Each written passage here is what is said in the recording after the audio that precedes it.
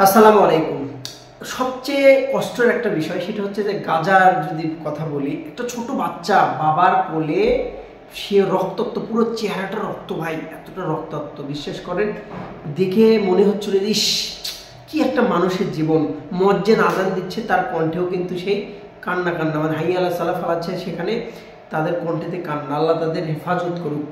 ভিডিওর শুরুতে যেটা আমি বলি, আল্লাহ তাদের কাছে, আমি আল্লাহর কাছে দোয়া করি আল্লাহ তাদের হেফাজত করি। এরকম কষ্ট মানুষের কখনো হয় না। ভিডিওতে আজকে টপিক যেটা কথা বলবো বিপিএল 2026 নিয়ে, যেখানে বাদ পড়তে যাচ্ছে চিটাগং এবং রাজশাহী। ফাইনাল নিউজ যেটা আমার কাছে, যদি প্রমাণ চান আমি সেটা বলবো যে বিসিবিতে যে মিটিংটা হয়েছে, বিসিবির যে মিটিংটা ছিল, আচ্ছা একদিন আগে, অর্থাৎ দুই দিন আগে হবে, রমজানের ইফতারের যে ব্যবস্থাটা হয়েছিল বিসিবিতে, সেই মিটিংটা যে হয়েছে বিসিবিতে, সেখানে এই টপিকটা তোলানো হয়েছিল এবং সেই টপিকটা নিয়ে কথা অলরেডি কিন্তু পাকাপোক্ত। অলরেডি রাজশাহীকে কিন্তু মাইনাস ক্লোজ করে দিয়েছে যে রাজশাহী 2026 বিপিএল খেলবে না। রাজশাহী খেলবে না বলতে কি রাজশাহী বিভাগের কেউ খেলবে না বা বিভাগের কেউ দল কিনে খেলাতে পারবে না, এরকম নিউজ না।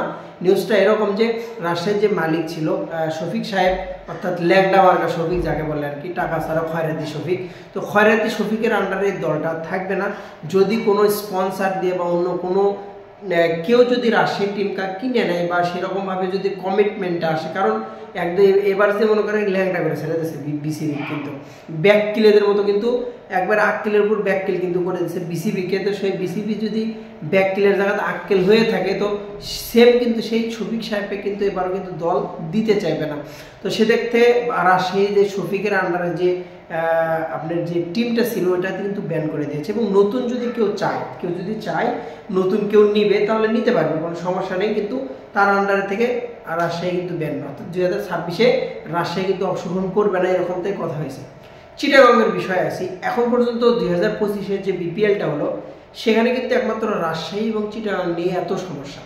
রিসেন্ট 2 দিন আগে জানতে পারি যে বিপিএলের যেগুলো প্লেয়ার ছিল, শামীম পাটোয়ারি থেকে শুরু করে দেশি ক্রিকেটার যারা ছিল, তাদের 50% পে করেছে, আর 50% এখন পর্যন্ত চিটাগং কিংস পে করেনি। প্রত্যেকটার মধ্যে সামির কাদের চৌধুরীকে দেখেই মনে হয় এটা ভেজাল্লে, ঠিক আছে, টাকলা আমাদের দেখলে মনে হয় ভেজাল্লে। তো ভেজাল্লেটা কিন্তু সত্যি সত্যি পাকাইছে। একটা মানুষ, একটা ক্রিকেটার যার একটা রুজি যেটা দিয়ে সে জীবিকা নির্বাহ করে, সে কখনোই চাইবে না, কখনোই মনে করবে না যে না একটা টাকা পয়সা বিষয় বা বদনাম করে, এরকম কখনোই চাইবে না। তো সত্যিকার অর্থে 50% পে করেছেন, তার পরবর্তী তার এখন পর্যন্ত পে করা হয়নি। শহীদ আফ্রিদি তার জ্বলন্ত উদাহরণ, এখন পর্যন্ত বিসিবির দ্বারে দ্বারে ঘুরছে।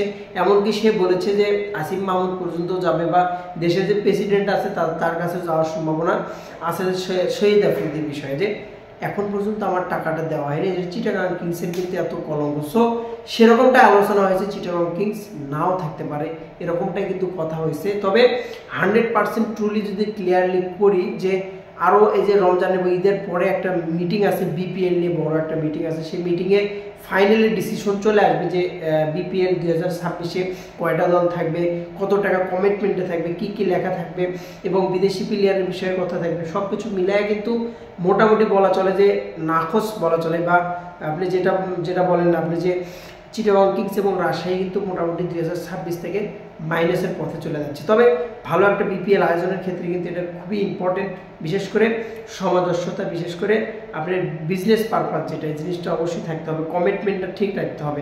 ভাই এখন রহ জায়গার লিগ চলছে, প্রত্যেকটা লিগের মানুষ কিন্তু চায় যে ভালো একটা পরিবেশে, ভালো একটা জায়গা থেকে, ভালো একটা পরিবেশে একটা লিগ পরিচালনা করা হোক, আইপিএল থেকে শুরু করে যে কোনো কিছুই হোক না কেন। তো সেখানে বাংলাদেশে বারবার যদি কিছু একটা দুইটা টিমের জন্য কলঙ্ক হয়, তো এর চাইতে ভাই 6 টিমকে 5 টিম খেলার আয়োজন না করাটাই বেটার। কিন্তু তো বিসিবির এই সিদ্ধান্তটা আমার কাছে মোটামুটি ভালো লেগেছে। বেস্ট অফ লাক, দেখা যাক এখন কোন কন্ডিশনে এই সিদ্ধান্তটা যায়, কোন কন্ডিশনে পৌঁছে, এটা দেখার বিষয়। ভালো থাকুন।